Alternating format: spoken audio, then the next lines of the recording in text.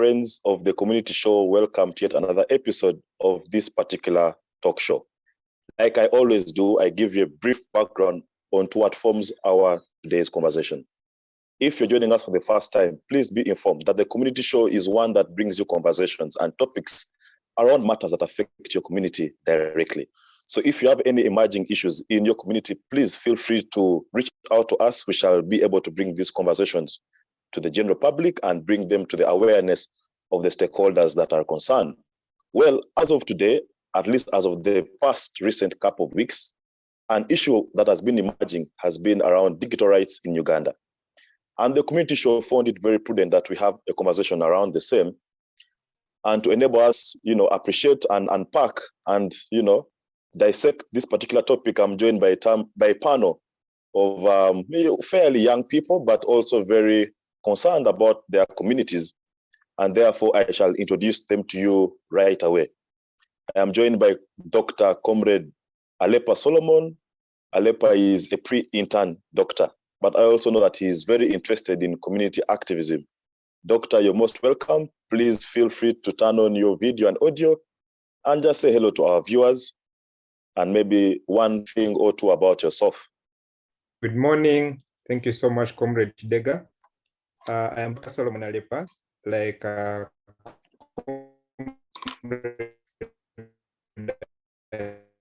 and thank you for this opportune moment.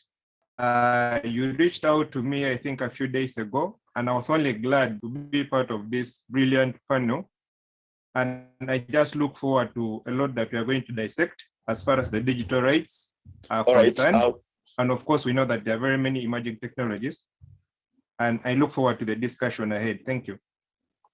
Yes, thank you very much. The second panelist is my good friend, Sarah Nantongo. Sarah is a community leader in Kampala. I also know that she is an alumni of the Platform for Young Politicians in Africa. I also know that she's a Pan-Africanist. Sarah, you're most welcome.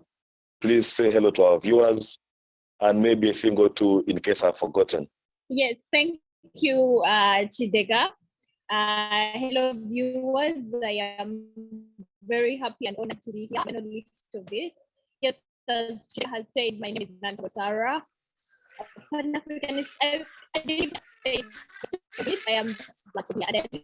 Alvin and Gisha, you're most welcome. I know that you're a software engineer with Neptune, but please feel free to turn on your audio and video and say hello to our viewers, and maybe a thing or two that our viewers need to know about you. Yes, so my name is Alvin Gisha. I'm a professional software engineer. Been working, I think, 3 years now in the profession. I'm glad to be here. I hope to I'm very enthusiastic about this discussion. I hope to see how it goes. Thank you, everyone.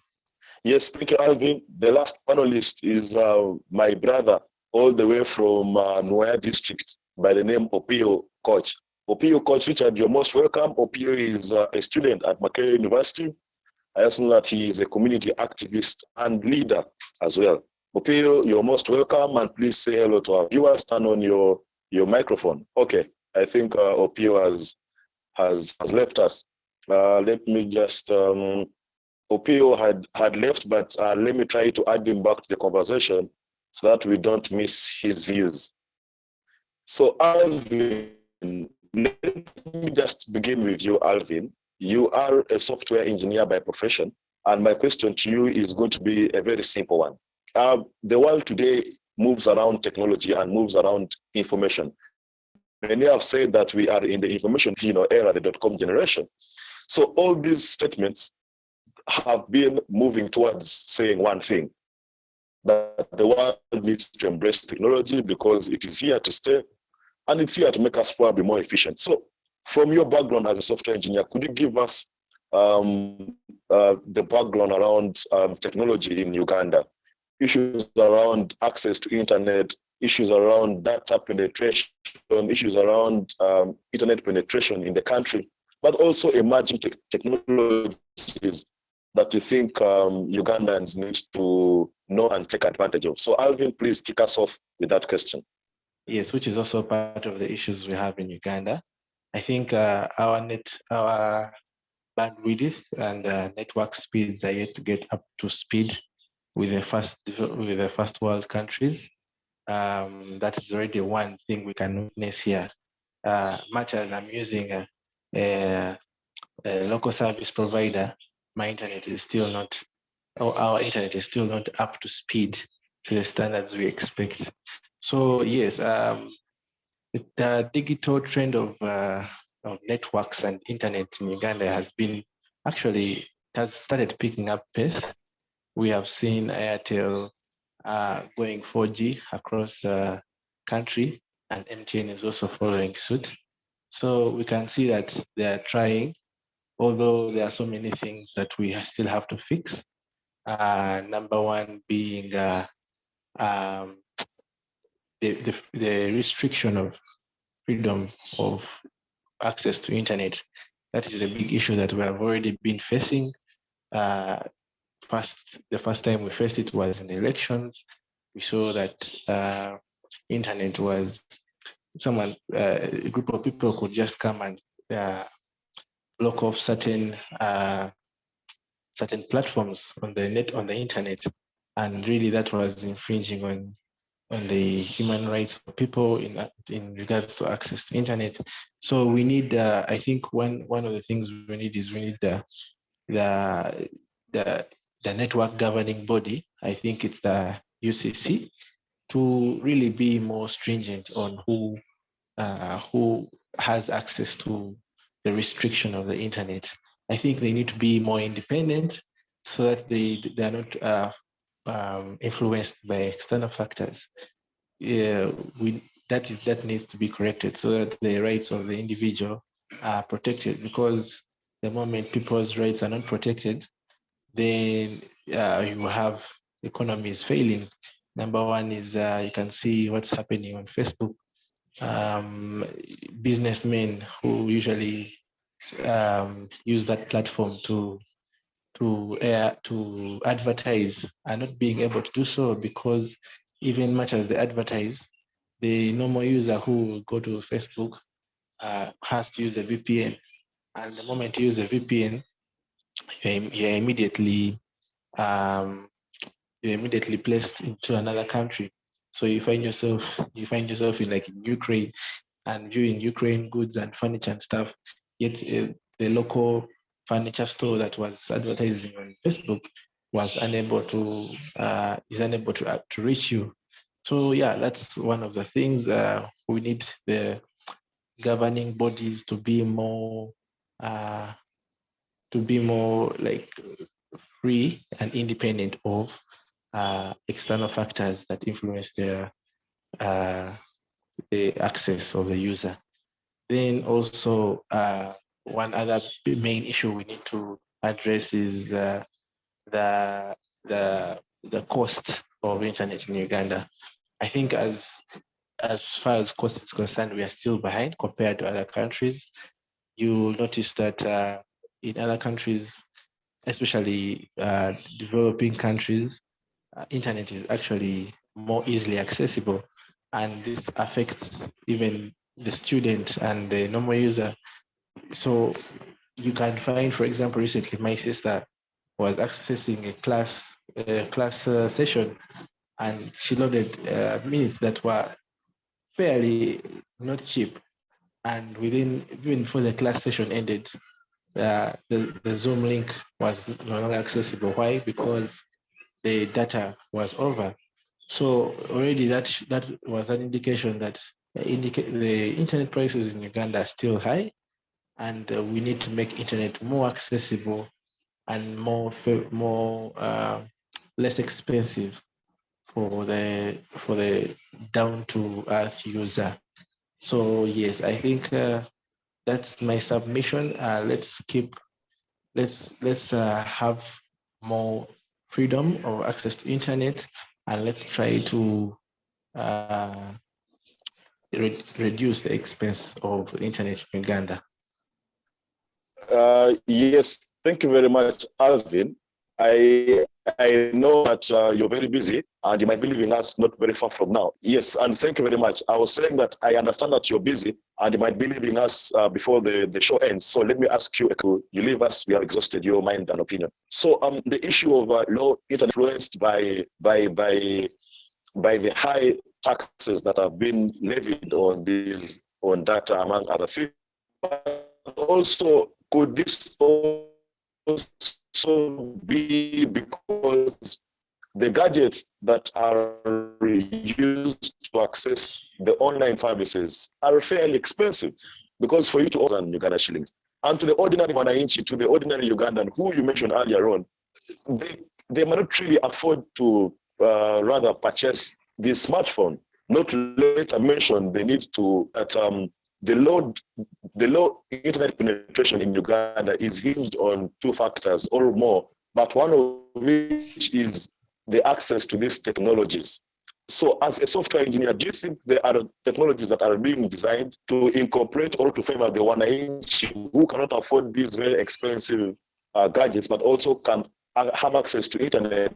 Because now I know that even these small capability phones, you can now, log on to the internet and something like that. So speak about how technology is evolving to have data access or internet access or digital access, even a skated device like our capability phones. Okay, thank you, Kidega, for that. I think, to be honest, we still have work to do.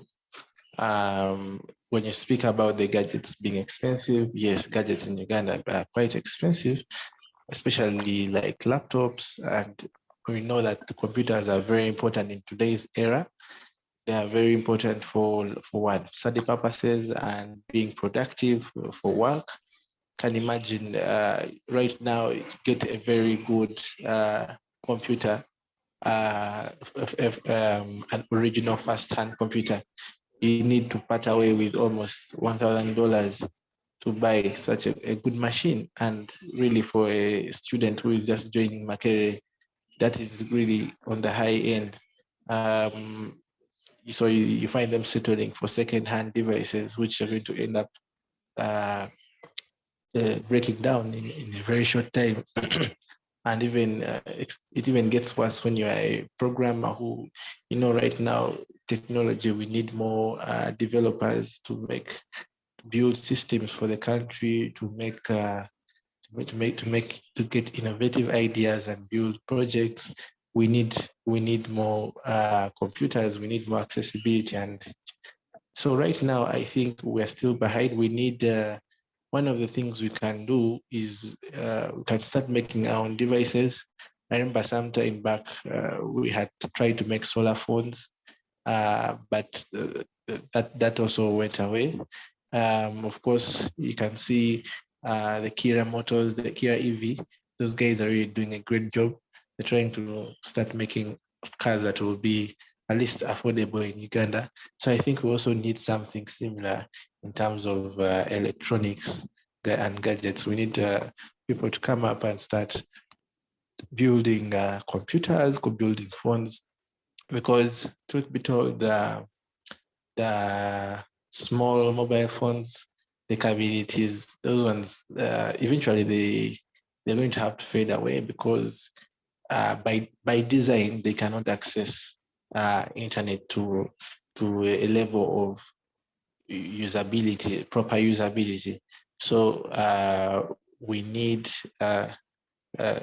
bodies to come up and continue to be innovative in the creation of devices, and such we can start competing with the outside market and have more affordable devices in Uganda for the local market.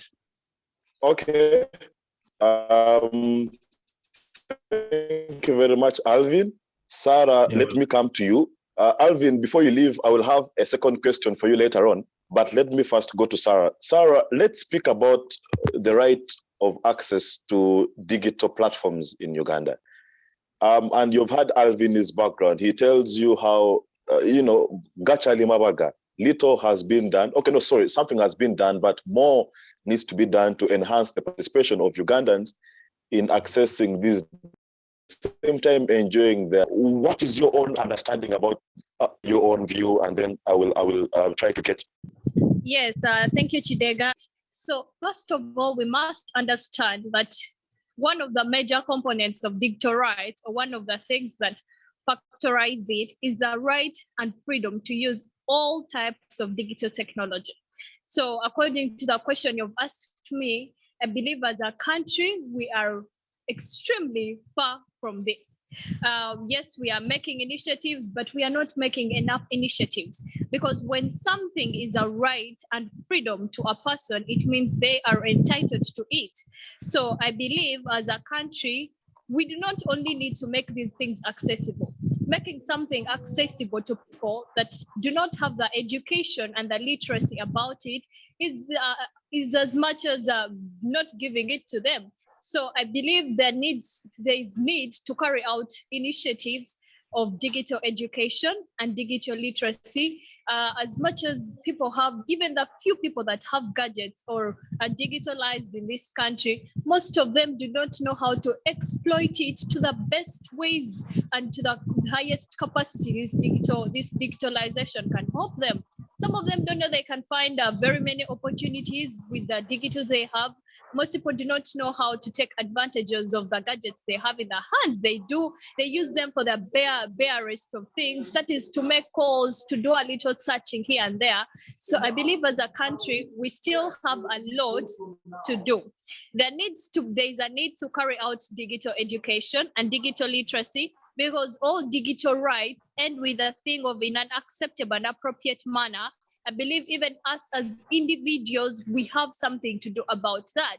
As much as we have the right and freedom to use all types of digital technology, it must be in an appropriate and in an acceptable manner. In other words, the things we are seeing on social media where people bully each other, where people use very intimidating language or language of abuse, that isn't appropriate and acceptable. But that, I believe, we throw it back to the government, to the institutions, to the parents, to everyone that hands a person a digital equipment, because they have to know and have taught them how to use it in an acceptable and appropriate manner. And there is need to make digitalization accessible to all people, even to the mwananchi that is down there. There is need to make sure they can access this digitalization. We have high taxes on things like the data expenses, and all these things make it very hard for a person to access it. I believe this country should look forward and should invest a lot of its energy in making it affordable, or rather free, like in countries like the United Kingdom. The United Kingdom can achieve something. I believe Uganda can work towards it. We may not wake up and make it free tomorrow, but in the long run, it should be free and accessible, because it is a right and a freedom to someone out there, even to the mwananchi on the lowest of levels. Thank you, Kidega. Thank you very much, Sarah. That was very passionate, and I really appreciate you. Opiyo coach, let me come to you, because Sarah has brought in a very important aspect. She says there is need for digital education. An active student of Makerere University. So maybe you could tell us of digital education and literacy is a course called computer literacy. I don't know if it is still being taught, or it is, anyway, across all course units at Makerere University. So maybe you could ask future education and literacy like Sarah is trying to. Yeah, but concerning the technological literacy in Makerere, I think I will talk in the perspective of said that I think the university has tried so much to educate everyone in different courses, whether they are doing something related with computer or not. Because me, I'm doing urban planning, but the first thing I learned when I joined Makerere was the introduction to computer, where everyone at the university, whether you're doing a course related to computer or not, they would give you the opportunity to learn in the first semester introduction to computer, where you learn a lot of things. And I think our government has also tried so much on the issue of technology and access to internet and digital rights. But I also would also like to talk more on the issue of what my sister was talking about, the accessibility, our right to access the internet. I think the government has been fair to everyone who can afford a smartphone, even busy local smartphone. I think we can also access the internet. I think we have the right, but though we have a few challenges with accessibility. You talk about, when you look at the infrastructure for the internet cable along the highways, I think most of you might be in position of knowing the internet called MyUG. I think it is still weak, which the government have to improve on the speed. But I think we have freedom and a right to access the digital world. Because when you look, we also have freedom. I think we can sending messages we want. I think you have been seeing what has been going on. Though there are also laws that the government can, and then I think human access to digital world. When you look at in 2023, I think the government came up with the Rural Communication Development Fund. I think that one was what making everyone have the access to internet in all levels, even from the rural perspective. And when you look at in 2013, I think Uganda also came with the Uganda Communication Act, which more gave power to the state. And in that way, I think it violated human rights to digital. And I think many acts, including the data protection and privacy bill that was drafted in 2014. I look at 2015, the state procurement remote control, which allow access to major system and mobile network. So I think government has tried to improve the digital rights to everyone in the country. I think let me first stop there for now. Thank you, Kidega.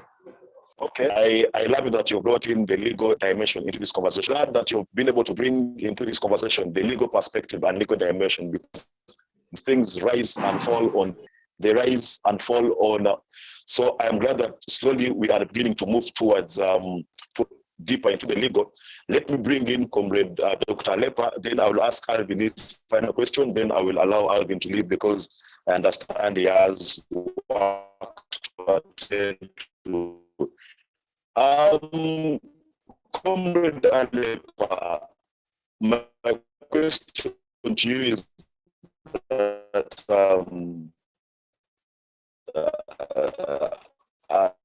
last year or early this year, we saw the famous, intern strikes, and the popularity of platforms like WhatsApp, platforms, Facebook is still blocked, but digital platforms in general are forced to get the attention of the stakeholders that are, charged with this mandate of addressing issues of the interns. And you said you're a pre-intern student, you're a pre-intern doctor. So it looks like digital platforms are really doing an amazing job, because the doctors have benefited from it. So let's just appreciate your view as a doctor, but also know that you are, like I said, a youth. What is your own view about digital rights in Uganda?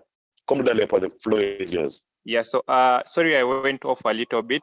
I had a glitch, but luckily I'm back. I don't know if I have to turn on my video or if I have to submit just through the microphone. Yeah, thank you so much. Well, yes, I was saying. Yes, just continue. Yes, thank you for bringing that to light about the previous strike of then the interns, which of course we also joined as pre-interns. But before I can delve into that, I also wanted to appreciate a little bit something to do with the digital rights. First of all, we need to know that or the community needs to know that digital rights have principles that govern them. And I just wanted to give an highlight to these principles that one, the digital rights principles mention that there should be access for all to the internet, and there should be a secure online space for everyone that accesses internet, and there should be a right for everyone to learn the digital skills that they seem that they need to learn or they want to learn. And then there should be algorithms that protect people as people are navigating through the web, the net, and all that. And then there should be protection of children in access to the internet. And this, of course, move together with the legal rights that clearly bring out and portray that there should be protection of personal data at any single point in time, and there should be freedom of expression. And going on to answer your question directly, yes, for us as the pre-interns and the interns to be, and to our predecessors that, waged this war, again, it's something that we saw as oppressive to the medical personnel. I think the digital hub played a big role in terms of, the social media platforms, Facebook, WhatsApp, Instagram, Twitter, because at least this information was reaching out to almost every stakeholder that had a part to play as far as the welfare of the intern doctors was concerned. So I think and believe that, the government should strengthen more the idea of people being able to access the information through the digital platforms.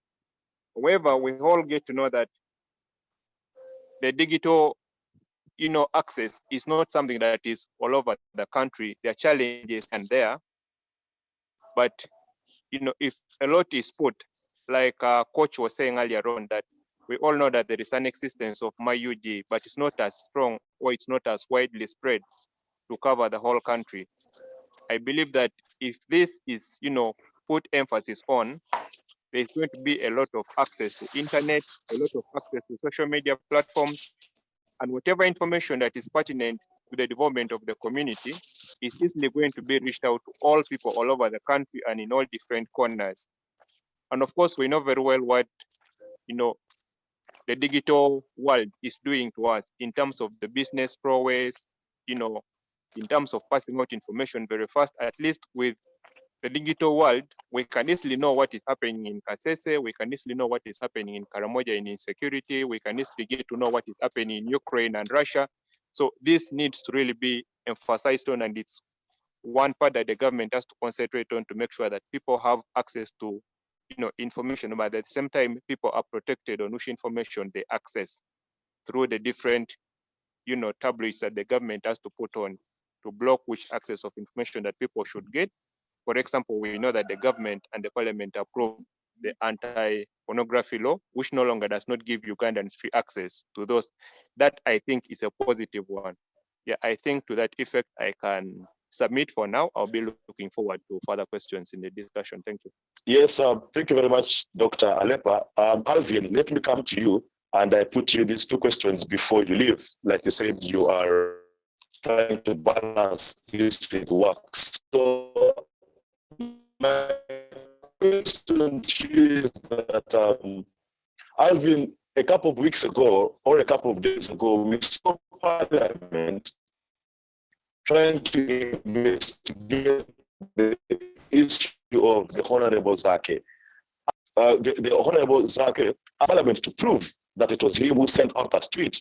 And UCC was struggling to investigate and to prove that this tweet actually came from Zake's device. So it looks like there is, the digital space is lukewarm.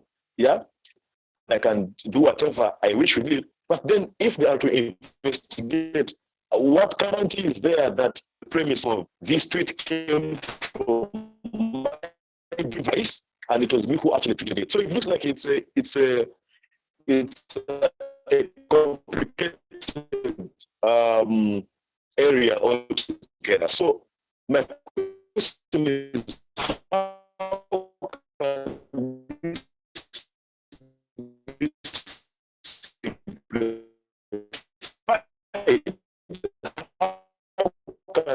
how can the law and for the ordinary person is regarding regulation bodies that you mentioned earlier. How can we have these bodies be more efficient at TN or Airtel or whatever network is? Times high, you load data of maybe 100 MB is a lacuna in terms of regulating these private sector players.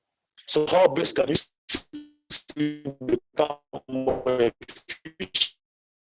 How best technology the platforms be more simpler for even the ordinary person to understand and appreciate? On to you. Yes, we can hear you. Go ahead. Okay, thank you for your submission.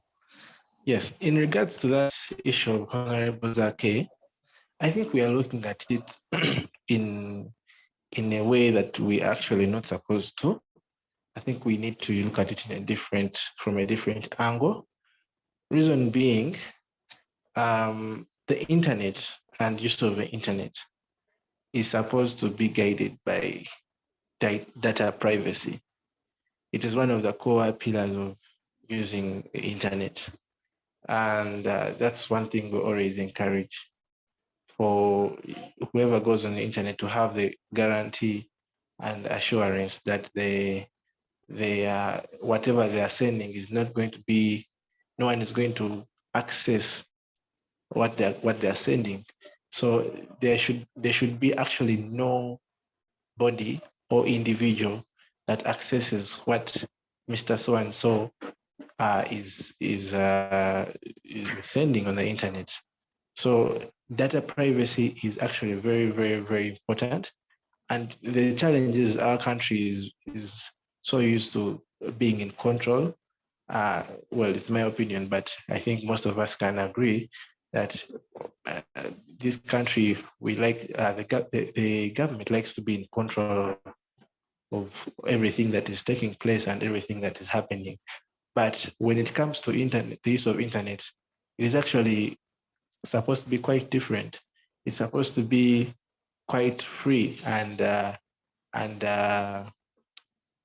free from any intrusion. So what happened about Zake, I think it was on Twitter, right?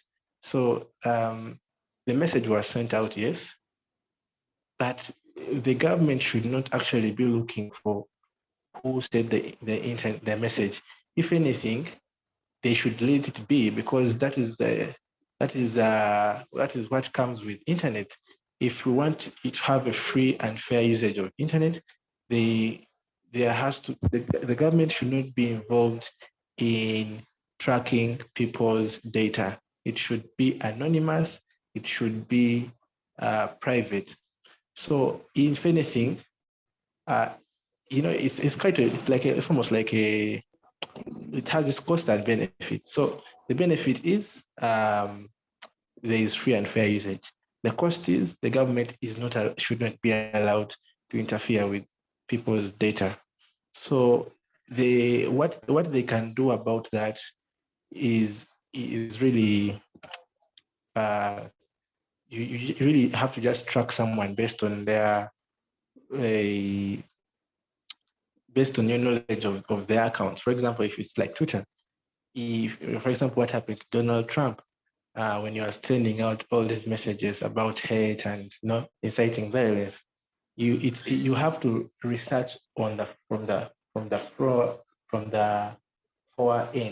front end bit, rather than being intrusive into people's data and saying that this tweet came from this. No, I don't think that's how it should be. If anything, it is a sort of it is something that you have to work when you're using internet. So people's data should be kept private, be protected, and they shouldn't be looking for such things. So, and then yes, that is what I think. They should not look for people's data. Rather, they should use the front end bit where they start based on intuition, and you can block based on intuition from the front end. But when you go and start saying what message this person sent, that is actually against the data usage policies that we are trying to set. the government should not be looking for who sent that message. The government should be, should enforce the usage of the policy of data privacy, and should enforce the policy of freedom. So everyone should be allowed to access, much as they risk sending dirty messages, sending wrong information. Yes, that is the cost of the usage of internet, but also that's the beauty in the same end. So yes, people can spread propaganda online, but that is the cost of using internet. Even in the developed countries, you always find people setting up conspiracy theories to maybe put down governments, but you never find those platforms being blocked unless the information they're portraying is of negative influence. For example, pornographic material, for example, abusive hate material. But if it's just someone's opinion, then they should not be putting down their accounts. So that is the cost. And if I believe if the government is just a bit more tolerant with what people are posting online, then they would have time to focus on more important things that actually matter, keeping information private, enforcing strong networks and internet in the country. That's what we need. We don't need people following up on what someone says on Twitter. If anything, it could be something in high schools posting that, and that is his right. You get, that's his right, and he should be allowed to do it. You should have cracked down on him just because he sent a message. That is the cost and the beauty of internet. Alvin, thank you very much for your submission. Sarah, I see your hand is up. Sarah, your hand is up. Sarah, your hand is up. Let me give you a chance to. Can I be heard louder? Yes. Thank you very much, Kidega. I just want to say, yes, Alvin states to us and tells us that we should, as well as everyone has a right and freedom to expression according to digital rights. But according to the sittings that were held during lockdown, we clearly, the conferences that were held, they discussed that as much as people have digital rights, these digital rights come with responsibilities. Even I'm sure that panelists here know that at the end of every digital right that is stated, they say that that right must be used in an appropriate and acceptable manner. So, and according to the harms principle, we know that for as long as, yes, we have rights, but as much as we have rights, the harms principle clearly states, if your rights cause harm to other people, then there is a right for us to intervene and take away. The issue of Honorable Zake, that is another debate of whether he actually tweeted that tweet or he did tweet it. But where we have cases like bullying that lead to very many high negative effects as far as people committing suicide and cases where people's private people intimidate others by exposing their private pictures and all these issues that come out. We believe that there the government needs to come in and take away some of these people's rights. Yes, they have the right to tweeting whatever they want, to expression, the freedom to express it, but it must be in an appropriate and acceptable manner. But as much as the government has a right to come and take away this right of the person that is causing harm to people, it is also comes back as a burden to them to have taught the general people, the mwananchi, everyone, how to use internet in an appropriate and acceptable manner. So first of all, I must make it clear that there is a right to take away your right if it causes harm to other people. That means if you're using internet or expressing yourself in a manner that is not appropriate, in a manner that can lead to very many negative effects like committing of suicide of the person you're intimidating or coming out to, there is a right to take it away. But also it comes back again to the government that it should teach people what is the appropriate manner, because for every right, even a person has a right to life, but it is your responsibility to keep that right to life. In other words, if you kill another person, you take away your right to life. Sometimes in where court might decide, maybe you have a right to move around, you have a right to everything, court might decide to have you in prison or anything. It takes away some of your rights in an event where you infringe on another person's right. So I just wanted to make that clear. Yes, thank you, panelist Alvin. Yes, people have rights to express, but sometimes their rights are caused to be reprimanded or intervened in an event that they are causing harm to other people. Thank you. Oh, wow. Okay. Thank you very much, Sarah. Alvin, do you want to use 2 minutes to just make a quick response before you exit? Yes, please. Or yes, you want to? Okay. All right. I like to thank Sarah for her contribution. What she said is very right. You have rights, but also you have to be checked upon when you are going astray. And I agree. I very much agree. And but I think it all comes down to the extent to which you restrict someone. So, for example, if someone comes online and says, tomorrow let's plan to kill the president, yes, of course, that is a grave offense, and it's eligible for being tracked upon. But also, someone may just come online and say something that is a bit sarcastic, sarcastic on the president. So you realize that sarcasm is not as grave as someone making threats to kill. So that is where also the government also needs to be careful to know where to draw the line between what is acceptable and what is not acceptable. I'm not saying that we should have freedom, total freedom, but we should also need to draw the line on what's acceptable and what's not acceptable. And I think in the case of that incident, some of those things are really things that we don't have to really focus on so much. You get so that is one. And then another thing, you talk about sensitizing people on how to use the internet.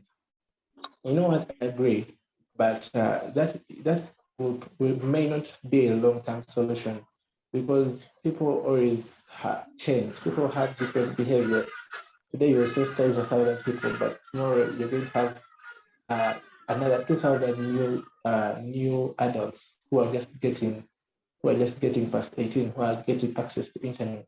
So you're going to have to always continuously train, which is okay, but it's not as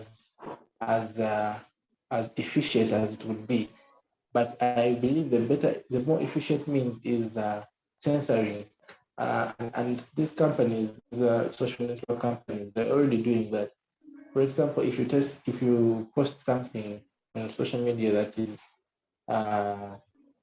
is not good, is violent, the algorithms are being algorithms of the social networks are being improved every day to make sure that they are able to detect violent messages, detect violent pictures, and also they are giving us these opportunities to report if someone, like on Facebook, if someone posts a violent message, an individual who has seen that message has the right to report that message to the system or the Facebook in itself, and Facebook will go and look at that message and detect the violence in it.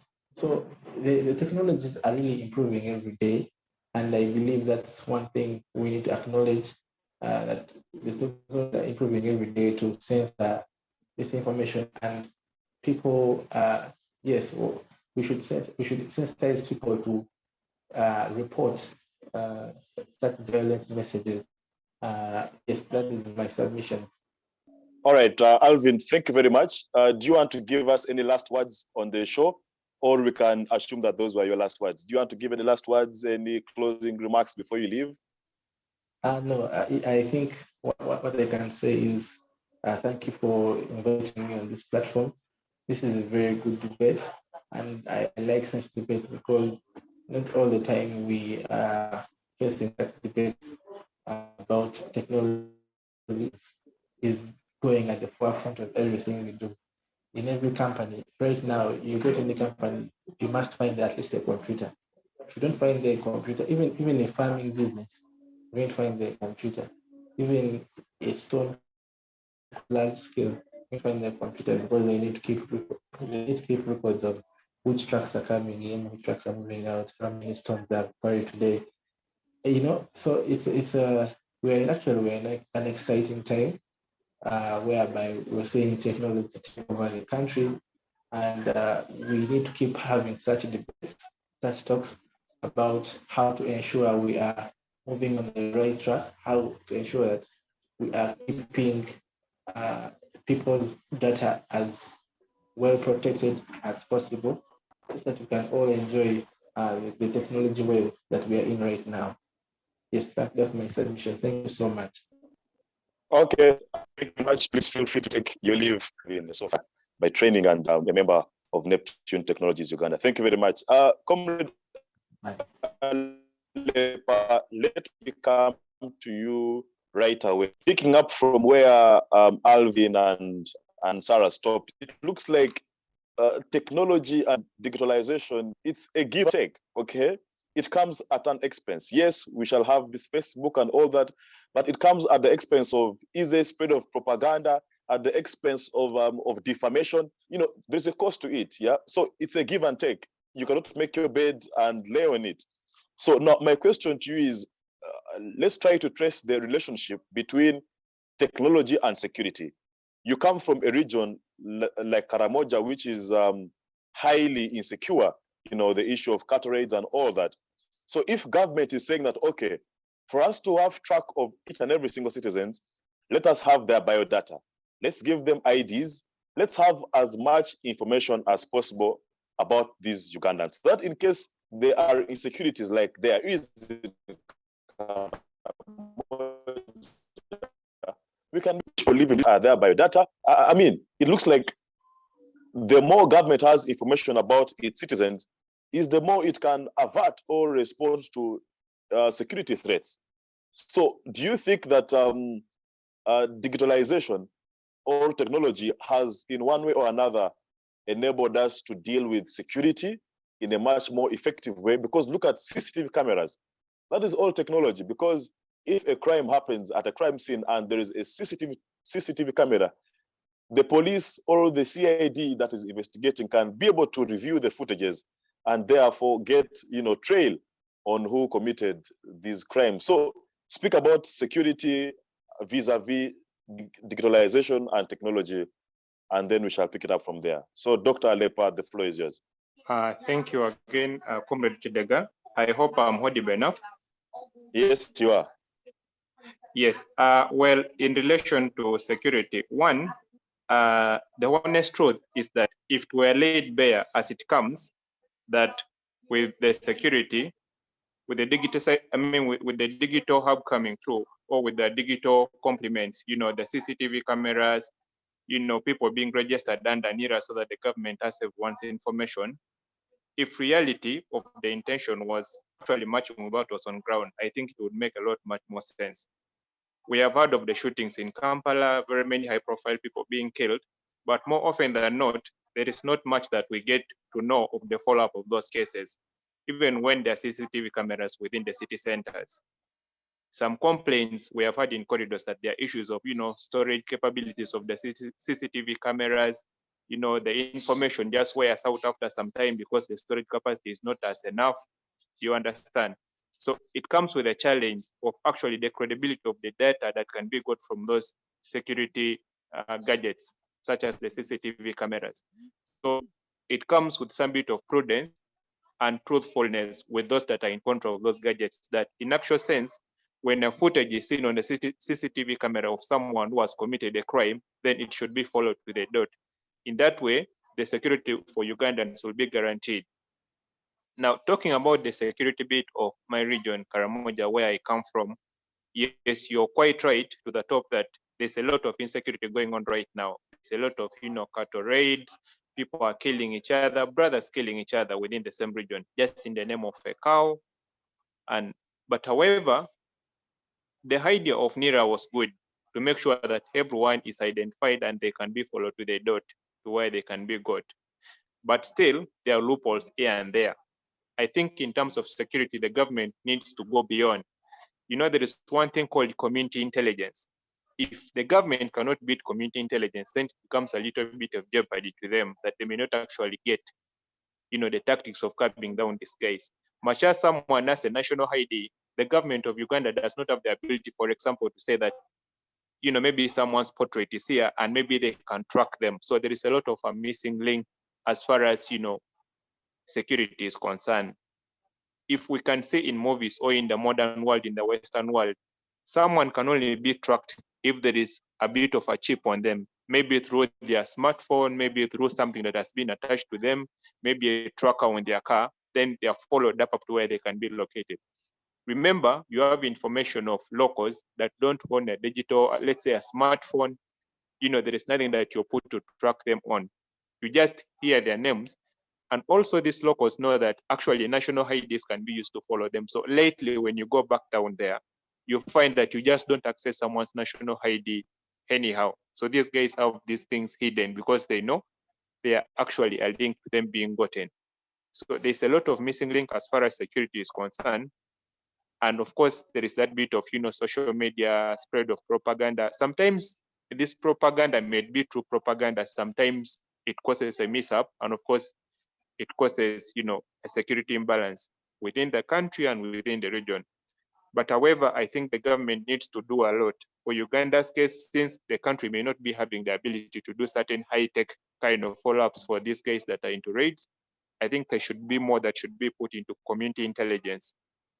Because it's only then that you can actually get access to these rightful guys. And the other thing is making use of, you know, women every time. And then we just celebrated International Women's Day. These are actually the rightful sources of information, because if one got access to a woman in the village, they actually know so and so is involved.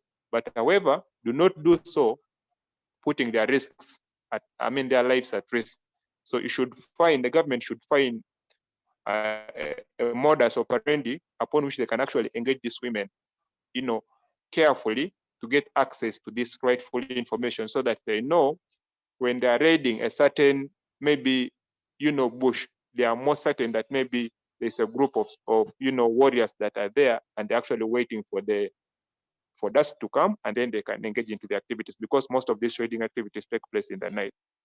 So I think for me, a lot should be actually put into, you know, community intelligence to get to know the rightful information. I would submit at that, and I'll be looking forward to more, you know, more engagements and questions. Thank you. Okay, thank you very much. We are moving towards the end of this show. So I will have only one more question for the both of you, and then I'll get your concluding remarks so that we can move towards the end of this show.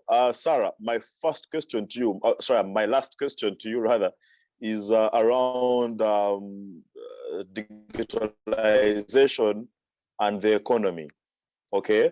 And how this has affected the economy, because we know that with the 12% taxation on data, many of our young people who run their businesses online, because at least research has showed that many, of course, due to the high levels of unemployment in Uganda, many of our young people have now resorted into doing online businesses.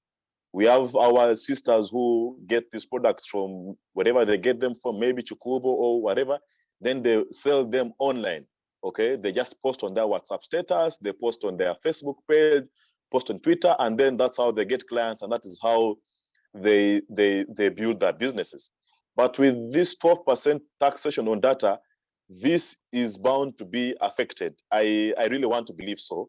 So from your own analysis as a youth leader in your community, how are the youth finding this? How are they grappling with the high data taxes? I mean, how have their businesses been affected?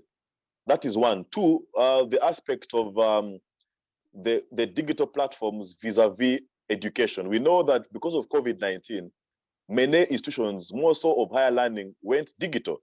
They're having online classes, online examinations. Could you please help us cast a light on the success of online classes vis-a-vis, you know, still the digital platforms like Zoom being used for classes, and the efficiency of all this. So just those two questions. Then I'll ask Dr. Aleper one more question, then we shall get final remarks. Thank you, Comrade Kidega. Comrade, can I? Thank you, Comrade. I'll start with the first issue. You asked when it comes to digitalization with the economy.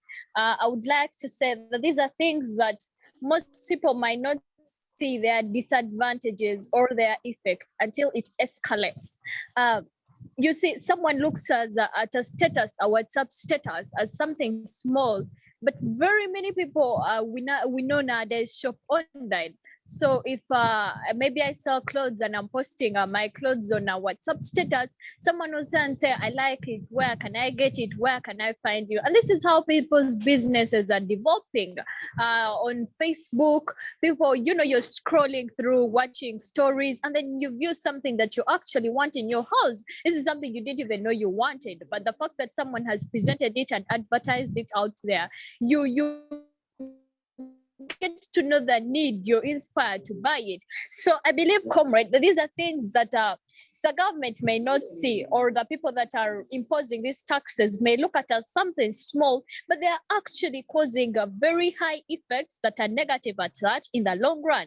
You find that nowadays where a person would go and try to view statuses, choose what she wants to shop, maybe spend 12 hours on Facebook. Right now they spend over 2 hours on Facebook because that is the least, that is what their data can manage them to do, where she would spend 10 hours. So in those 2 hours, she cannot bring down the number of people that are advertising that that person gets to see, which in the long run affects the market,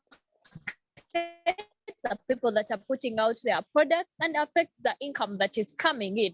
People imposing these taxes are not looking at, but in the long run, they are going to cause us very huge losses when it comes to the economy, because nowadays everything has gone digital. Every single thing, to an event where we have even the youngest of children nowadays affording us something as small as that.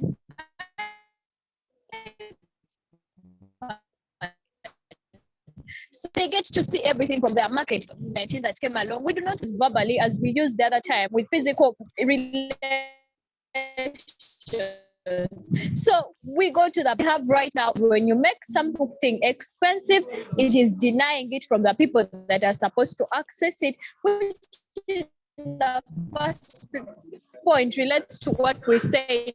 It is a right to these people. They are supposed to access this media. So I believe, Comrade, it is affecting us greatly in the long run. In the short run, it looks at something small, but in the long run, we are having many losses. And as a youth leader in the areas I come from, trust me, the youth are not taking this slightly, that it is having a huge impact on them. And well, the effects are showing slowly by slowly. The government should be prepared. Then moving forward, you told me the second question was about digitalization and the education. So, Comrade, as much as we kept on preaching that children are studying online, they should access, we have made these things accessible for them, they are on the internet. Putting something on the internet and people actually getting to it are two different things. The government might have put the information that on the internet, yes, there was e-learning, but the first Comrade to present told you their sister would load data, they try to log in into a Zoom lesson, and before the Zoom lesson is done, her data is done. And that is even on people who can afford, that is to a person who can afford. Now go down to the Mwana Inchi, the person who, the people that compose the highest population in Uganda that have a low income per day. These are people that will not be able to access this education we are talking about on the e-learning platforms. And when you talk to teachers, students went back after the COVID 2 years we are preaching, we are teaching them online, and students know nothing. Teachers have had to go back to start teaching things and cover from the line in a class. only 3 students had access to the e-learning that the government will kept on printing. So I believe, comrade, if something or whoever in power doesn't do something more cheap, and maybe we are not having any effectiveness happening, and it is equal to giving people nothing currently. Thank you. I submit. Yes, thank you very much, Sarah. That was, I must say, very, very passionate from you for a submission. And I really want to thank you for that. Comrade Aleper, my question to you as we move towards the end is regarding data security. What guarantee can citizens have, for example, in Uganda, that the data that government is collecting from them through NIRA and through maybe during passport registration is not going to be misused? Because you saw in the recent election of the United States of America, where a candidate accused Russia of interfering in their election. And Russia was accused to be, I think, mining data through Facebook.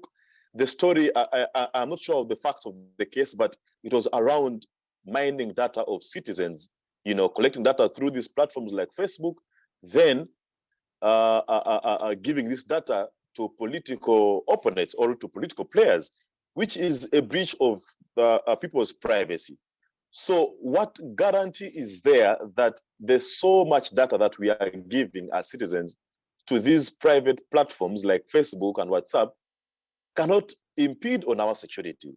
Because I will tell you one thing for sure is that today, if I decided to use an Uber to move from Makerere to maybe Chambogo, the Uber literally has my information of where it picked me from and where it has dropped me. So in case someone wants to harm me or wants to compromise my security, it is easy for them because I've given them all my information and all my data. Our sisters today, each time they go out, maybe eat a meal, maybe they're at Cafe Javas, they take a picture and post on Facebook, post on Twitter. So if I am a bad person and I want to harm this particular individual, I know how to do it. So do you think that the recklessness with which we use digital platforms could impede our security? That is one. That is from the individual level. Like, how can your own actions as someone who uses digital platforms impede your own security? Then the second question is, how can the bigger institution of government also, if it is not having integrity towards this data, can also impede security of its citizens by maybe either giving out this data to other people?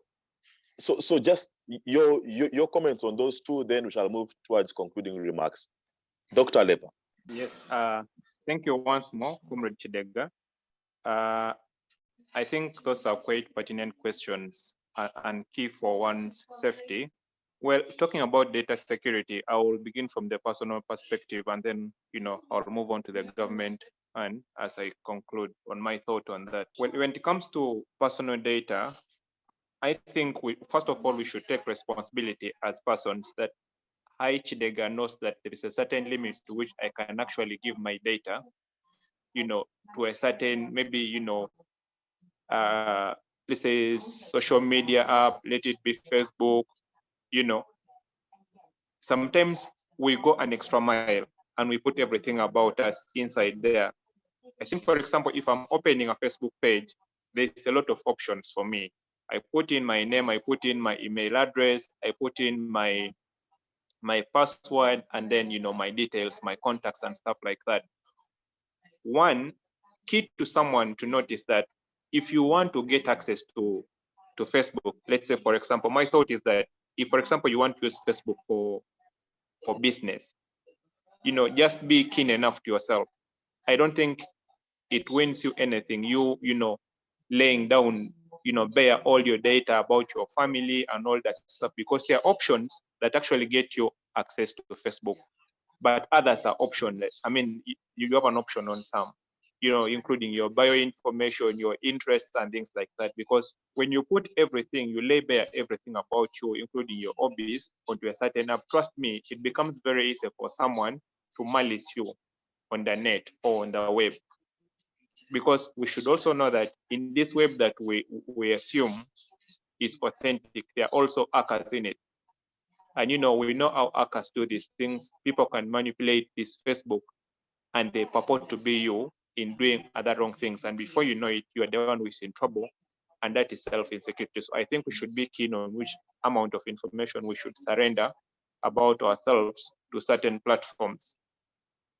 And more often than not, we are blinded with the fact that this messaging is end-to-end encrypted. I don't think it is really, because the hackers at the other side of the wall are also working on how best they can. Lest we forget, there is something we call the dark web, where there is a lot that is going on. And it is these high-tech software guys that can actually access your information at any single point. So it downs to a single person that you should surrender less of your information. As long as you can access a service like Facebook, put your name, your email, maybe, and your password, but putting on a lot, my birthday, my siblings, and also maybe a lot of your pictures. I think that as single persons. The other thought is that there's a lot of really ongoing on. Of course, we want to get a lot in life. Sometimes there are these things that just come up when you're, for example, on Facebook or YouTube. There is an advert or something like that, and before you know it, they want your information, they want your bank account, and blindly people actually feed in that information, and before they know it, they have been robbed on the net. All their money is gone from the bank account. So I also hope that in the future there could be projects by either the government or maybe other community-based organizations or NGOs to actually educate people on how much they should go for certain things, because before someone knows, they have actually been scammed, including the latest online things. We have heard about AIM Global, other things. We should just be keen on how much information we should surrender. Well, going to the government bit, yes, the government has accessed our information through NIRA, through passports, and maybe through other things you name when you're registering for school. I actually think that somewhat the information that is with the government is somewhat safe to a certain extent, yes, because when you ask Kidega to access information, for example, when your URL website, you should be in the know of your NIN. And the NIN should only be known to you and maybe certain passwords. But also the government should do an extra mile. For example, you spoke about Uber or maybe, any other, maybe safe border, because we give information to those guys. I believe that maybe the Ugandan government has to do a lot of restricting on those different hubs so that people's information is actually not as permanent, or maybe at least their rights that are restricting them to, using that information to other third parties. Or if possible, in the future, I'm sure there can be something whereby you use safe border maybe for now, maybe after a certain period that you've used, that information can be erased. Or every time the next person actually punches in the safe border, then your information can no longer be accessed. I'm sure all those are possible with the current emerging technologies, because this is what our topic is tackling.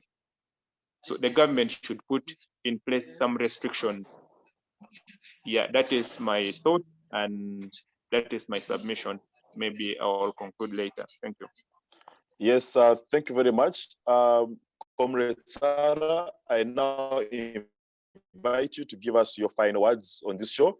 There can be recommendations, there can be closing remarks, and anything else that maybe you didn't get the chance to say on the talk show. Now is your opportunity. So Sarah, please, it's your opportunity now. Yes, thank you, comrade. I don't know whether still the breaking is happening. I hope it's not.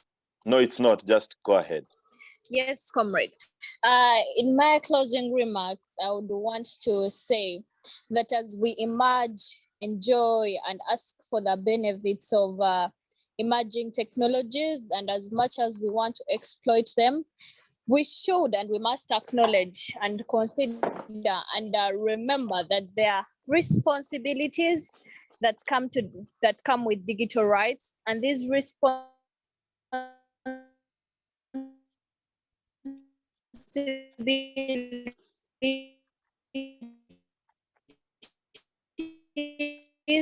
must be worked up. Institutions, the government use the digital equipments that are provided, the freedom of expression that comes with it, and at the end of the day, the rights to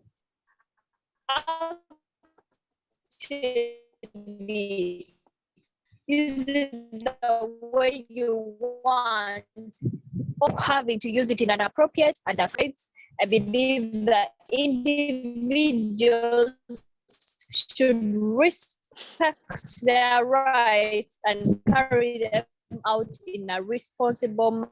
And I believe institutions should help the government and individuals to achieve a greater goal for the greatest numbers. Thank you. It's always national issues with the other panelists. Thank you. Yes, thank you very much, Sarah. Comrade Aleper, please, you have as well some 2 minutes to give us your final words. There could be recommendations or anything else that maybe you didn't get the chance to say on the show. Now is the time. To start with, thank you so much, Comrade Kidega, all the panelists, Sarah, and everyone else. Thank you for the opportune moment to be in the civic space, TV. It's been an honor. Not much that I will say in the conclusion, that maybe just one thing, that we need to know that one wise man someday said in the names of Albert Einstein, that, you know, imagination is everything. It's the preview to futures, it's the preview to the futures attraction. So in that way, as we are going into the digital world, the emerging technologies, we should be keen. We shouldn't easily allow to be lured into, you know, ludicrous kind of behavior. Like a colleague Sarah had said earlier on, let's be keen, let's be self-cautious. You know, let's know what we put onto that net, and let's know what we actually feed on from there. Because, you know, talking about on the e-learning platforms, and when you talk to teachers, students went back after the COVID 2 years we are preaching, we are teaching them online, and students know nothing. Teachers have had to go back to start teaching things and cover from the line in a class. Only 3 students had access to the e-learning that the government kept on preaching. So I believe, comrade, if something or whoever in power doesn't do something more cheap, and maybe that we are not having any effectiveness happening, and it is equal to giving people nothing currently. Thank you. I submit. Yes, thank you very much, Sarah. That was, I must say, very, very passionate from you for a submission. And I really want to thank you for that.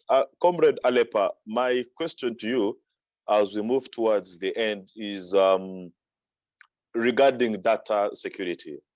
What guarantee can citizens have? For example, in Uganda, that the data government is collecting from them through NIRA and through maybe during passport registration is not going to be misused, because you saw in the recent election of the United States of America, where a candidate accused Russia of interfering in their election. And Russia was accused to be, I think, mining data through Facebook. The story, I'm not sure of the facts of the case, but it was around mining data of citizens, you know, collecting data through these platforms like Facebook, then giving this data to political opponents or to political players, which is a breach of people's privacy. So what guarantee is there that there's so much data that we are giving as citizens to these private platforms like Facebook and WhatsApp cannot impede on our security? Because I'll tell you one thing for sure is that today, if I decided to use an Uber to move from Makerere to maybe Chambogo, the Uber literally has my information of where it picked me from and where it has dropped me. So in case someone wants to harm me or wants to compromise my security, it is easy for them because I've given them all my information and all my data.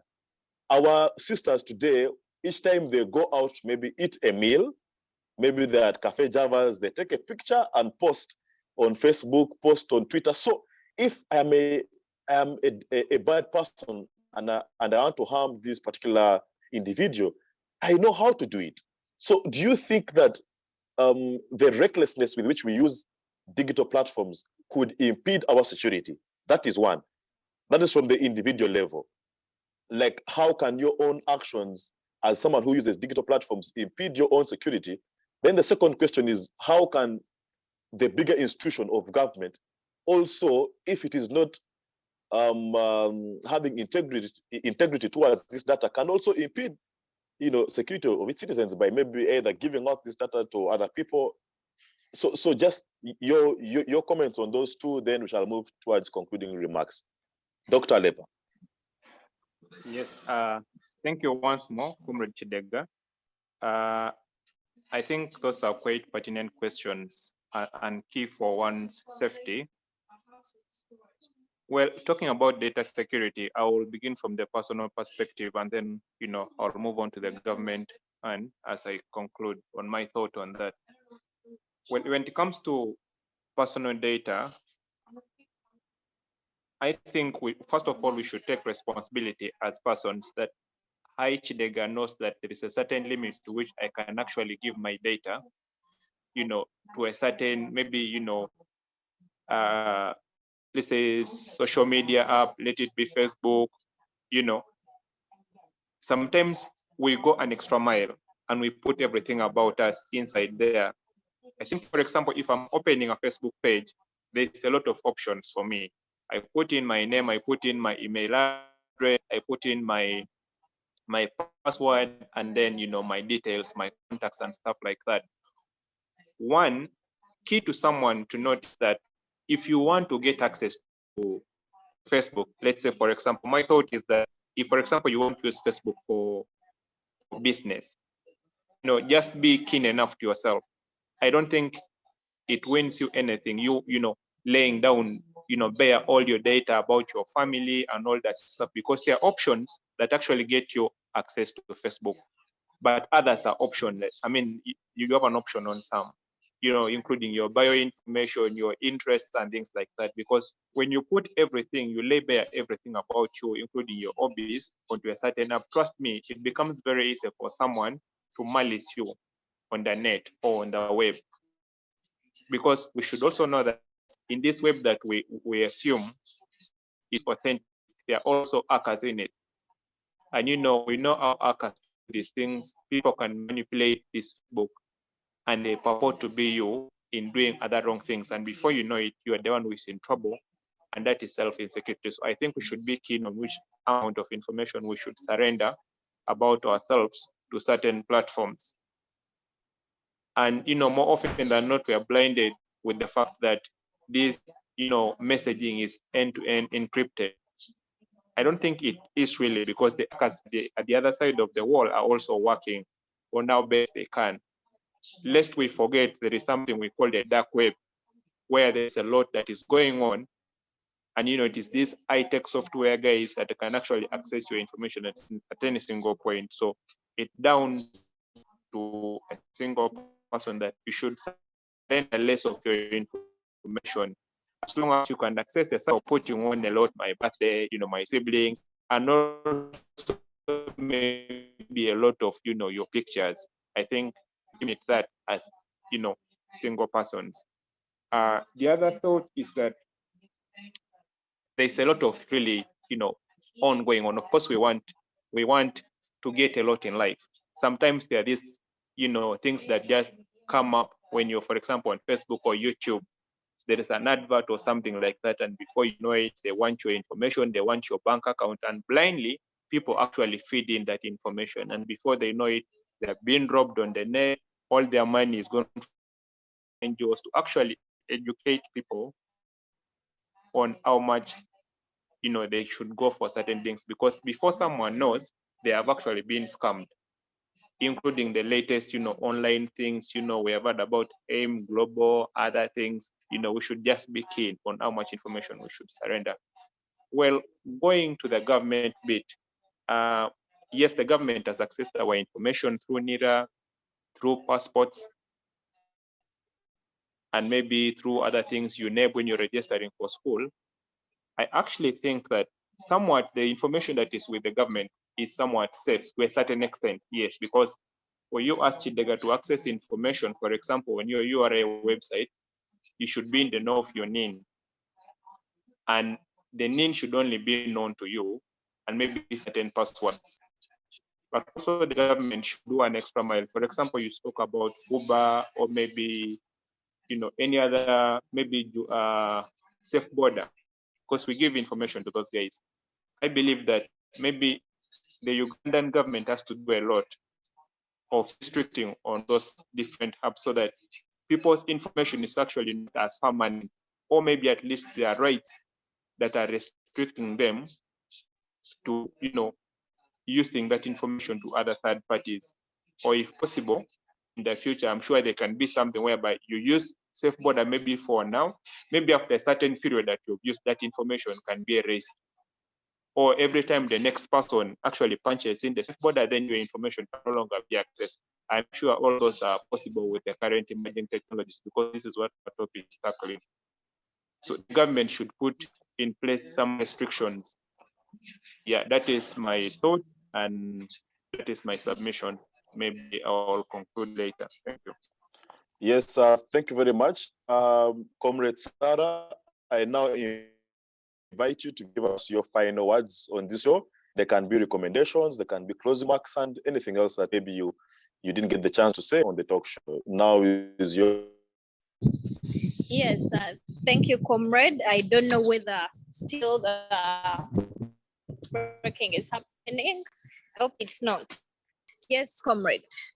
In my closing remarks, I would want to say that as we emerge, enjoy, and ask for the benefits of emerging technologies, and as much as we want to exploit them, we should and we must acknowledge and consider and remember that there are responsibilities that come with digital rights, and these responsibilities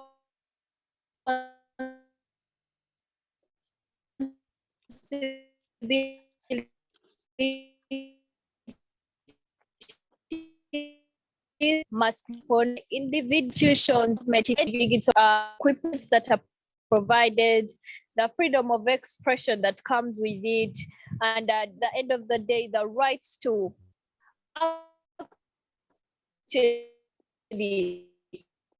use it the way you want, all having to use an appropriate rights. I believe the individuals should respect their rights and carry them out in a response.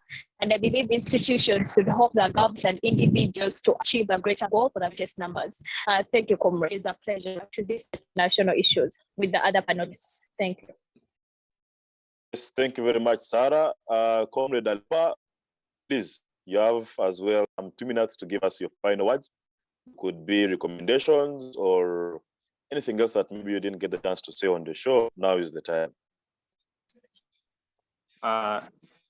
To start with, thank you so much, Comrade Kidega, all the panelists, Sarah, and everyone else. Thank you for the opportune moment to be in the Civic Space TV. It's been an honor.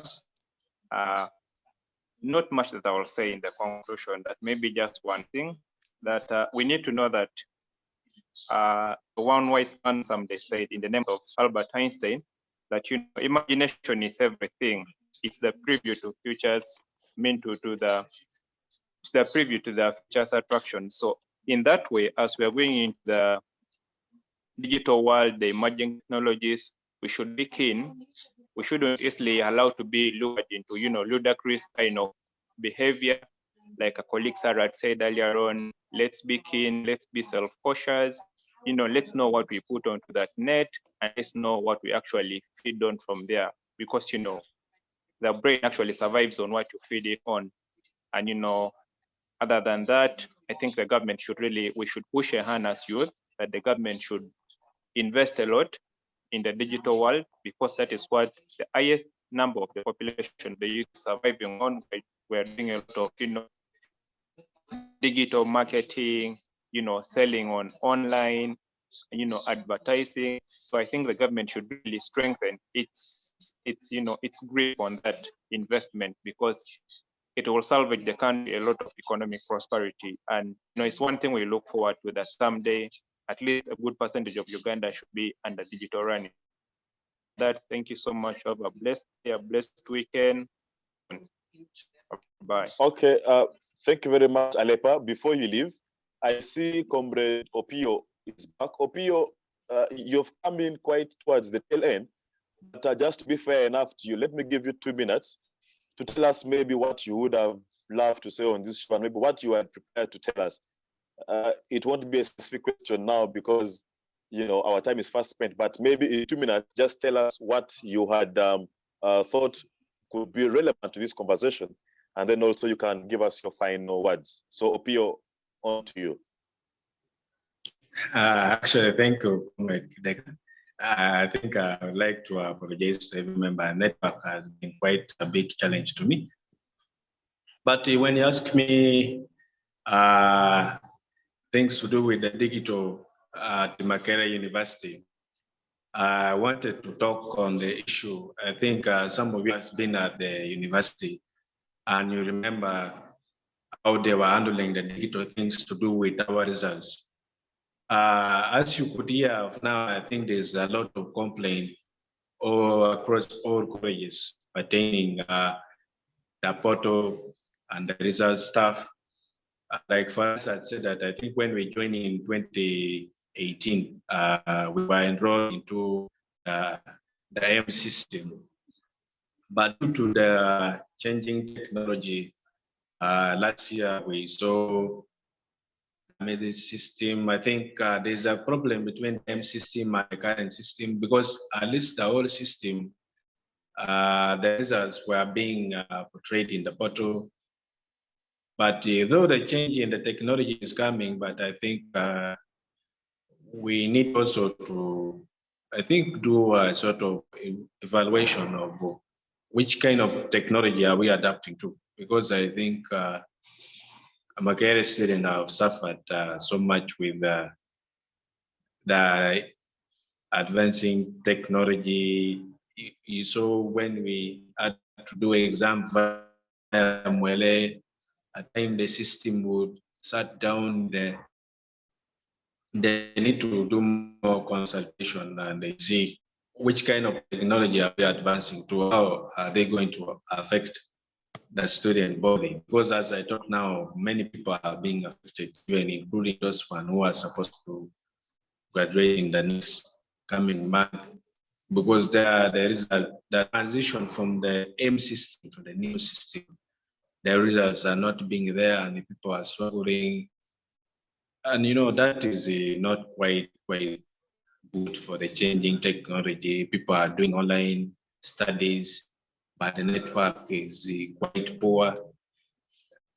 So we need to look at the kind of technology we are adopting. I know we are in the world of a changing environment and we are in the world of technology, which is quite changing over a period of time, but we need to evaluate the type of technology we are adapting to. And I also lastly would advise the government at least to, improve on the MyUG. Actually, right now you can pay your money, but for you to access MyUG, I think you have to wait at midnight, which I think they can do something so that everyone can be accommodated to the new changing environment. It's complicated, and I think allow me to stop there. Yes, very much. Thank you very much, our viewers, for sparing the time to join us on the community talk show each and every single Monday afternoon. Your presence is very important, but also it would be much more important if you went ahead to put your comment on the comment section, if you went ahead to subscribe to this channel so that you can get weekly updates of our conversations. To the panelists, from Comrade Alvin, who left us earlier on, to Comrade Sarah, Comrade Dr. Aleper, then Comrade Opiyo, thank you very much. You've been an amazing panel. I have learned from you, and I'm sure our viewers have equally learned so much from you. From me to you, I say bye-bye. Have a blessed week. Enjoy your Monday, enjoy your week, and see you next week, same time, same place. From us to you, bye-bye. Thank you.